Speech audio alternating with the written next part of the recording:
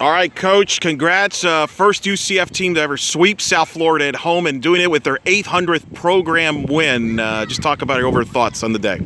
I like how they came out. They're a tough team. USF is a tough team. Any year, anytime. Just they're well coached.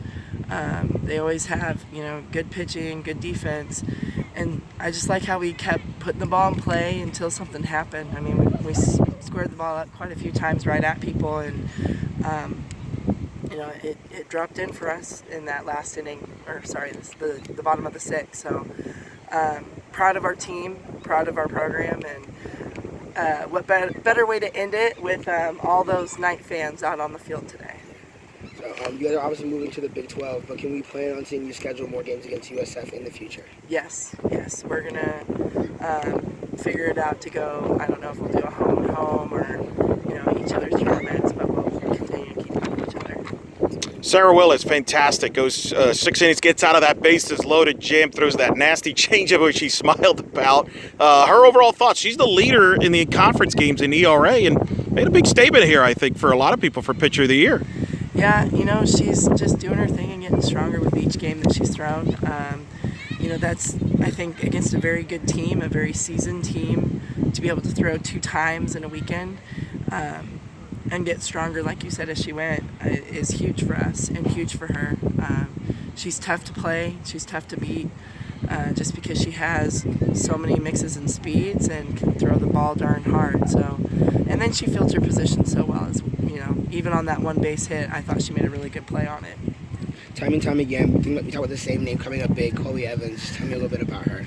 Yeah, I think, we talk about Chloe Evans quite a bit, but you have those others around her as well. So it's kind of pick your poison. But, Chloe comes in clutch.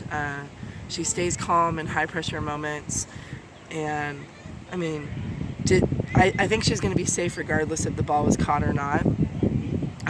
But I think, what athleticism on Nini's part to kick it in and score, and then for Jada to score from first base, like those are the big things. So, they start trusting each other that they're going to put the ball in play like they've been doing. And Chloe had been squaring the ball up quite a bit there. Same with Jada and a couple others. So for it to drop in and finish the way we did is awesome. But, it's always fun. If you're going to walk Jada, you still have to face Aubrey and Chloe. So those are good things for us.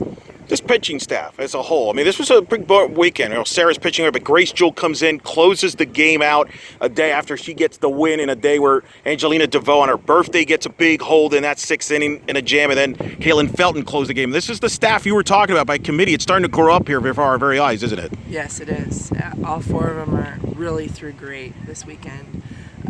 And it's going to be important when we, go and face these teams again in the conference tournament, is if we can have all 4 of them, doing their thing, it's going to be really hard to beat us. Some questionable hit-by-pitch calls, in the game. What are you going through? What's going through your mind at those points? I didn't see the film. I going back and watching it, I did think that she leaned over, but I'll go back and watch it and see. But in the moment, you're going to fight for your players, and then you got to go with, until we get replay, you got to go with what's being called. So, I think Jazz did a good job of, whether it hit her bat or not, she did a great job of staying in the at-bat, because to get a ball thrown at you like that can be jarring. So I think she did a great job with that.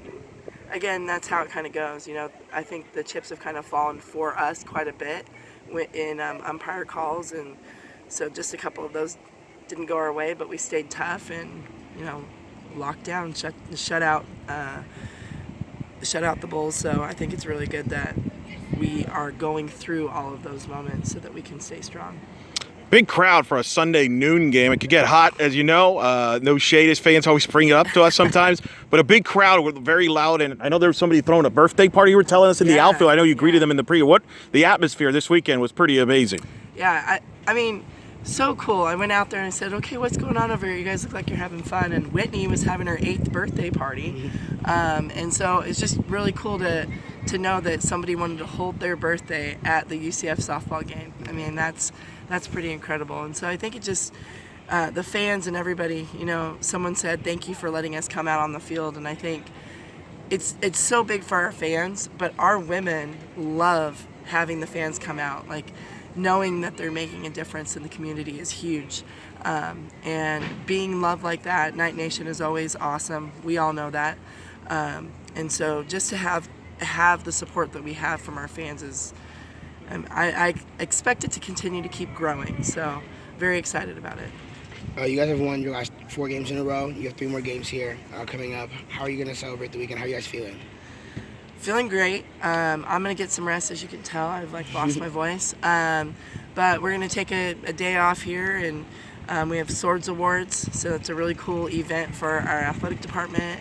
The girls love it because they get to dress up, and then we'll get back after it, you know, against our next opponent. So, you know, business as usual.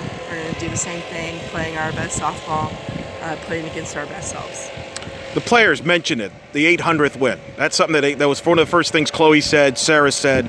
That was on their mind. Speak to that milestone win. 700 was against Florida in that walk-off a couple of years back, so it's got to be always tight against in-state teams. But to get that 800th win on alumni weekend here, we had alums yesterday. Speak to that number there for this program. So young. Yeah. Well, I'm not great at math, but I know it's like above 35, 38 wins a year. And so that just speaks to how successful this program has been every single year. And like you said, we had the alumni out this past weekend, and to have such greatness together, and for our current team to be involved in that is so awesome. Just to be able to talk to them, see them, hear their stories from when they played is super important. And I mean, I continue to talk about it. We want to be a traditional season in postseason, a traditional team in postseason. We want to, you know, break the barrier of getting to the World Series and being there. And you can't do that without your alumni. You can't do that without the past impacting the present, and then definitely impacting the future. And so I love what we're building here.